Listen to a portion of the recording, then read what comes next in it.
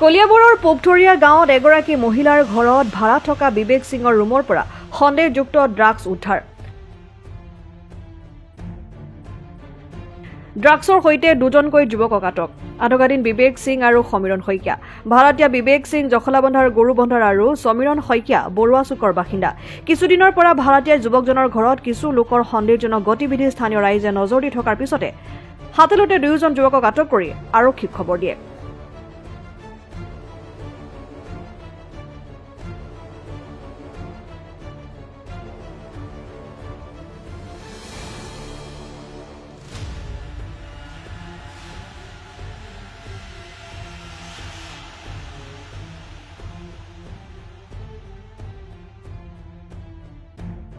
ঘৰত সোমাইছো তেতিয়া গম পাইছো ইয়াত এটা চোৰ হৈছে ড্ৰাগছ মাতিব আহি পালো ইয়াত ৰাইজে ধৰি আছে।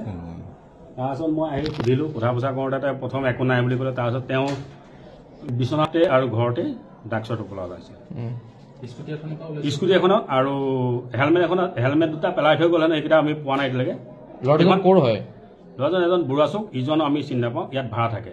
ক'ত ভাড়া থাকে? আমাৰ পুখুৰীয়াত। স্কুটিখনৰ পৰা ড্ৰাগছ ওলাইছে নেকি? স্কুটিৰ পৰা নাজানো, মই মানে কি তেতিয়া বিচাৰি পোৱা নাছিলোঁ। মই অলৰেডি ঘৰত গুচি গৈছিলোঁ। মানে ৰাইজে ধৰিছে? ৰাইজে ধৰিলেতো। এতিয়া আৰক্ষী আছে নাই? আৰক্ষী আছে বৰ্তমান। পৰিস্থিতি অধিক উত্তপ্ত হৈ গৈছে। পৰিস্থিতি অধিভূতটো হ'বই, কাৰণ ৰাইজে যিখন পুলিচে আইনে ধৰিব নোৱাৰে, তেওঁ ৰাইজে ধৰিছে এইখিনি বস্তু। তেওঁ পুলিচক চঞ্জাই দিছে। কোনো হাতাহাগিনি ইয়াত হোৱা নাই কাৰো। ড্ৰাগছ আৰু গৰু চুৰ ইয়াত প্ৰায় হৈ আছিল নেকি? ইয়াত শুনামতে দুইটাই আছিল। ড্ৰাগছটো অসমত পাইছে আৰু তেওঁলোক গৰু চুৰ কৰি ড্ৰাগছ সেৱন কৰে। সেইকাৰণে ড্ৰাগছ বিক্ৰী কৰে নেকি এই অঞ্চলটোত? তেওঁলোকক মই সুধিছিলোঁ। তেওঁ প্ৰথম কৈছে মই 300 টকা দি গৰুবন্ধাৰ পৰা কিনিছোঁ আৰু শিৱচৰৰ পৰা কিনিছোঁ বুলি। কিন্তু তেওঁ লাষ্টত তেওঁ ঘৰতে ধৰা পৰিছে বস্তুখিনি। এই ভাড়া ৰুমটোলৈ এই স্থানীয় কোনোবা ল'ৰা আহে নেকি? নাহে, ইয়াত কোনো নাহে। আমাৰ ইয়াত কোনো নাহে। যিখন ঘৰত বস্তু ব্যৱসায় কৰিছে সেই ঘৰখন মানুহে চেধাই নাখায় আনকি। সেই ঘৰখন এনেকুৱা বাছি লৈছিল তেওঁলোকে। কিমান দিন হ'ল ইয়াত ভাড়া থকা? মই নাজানো।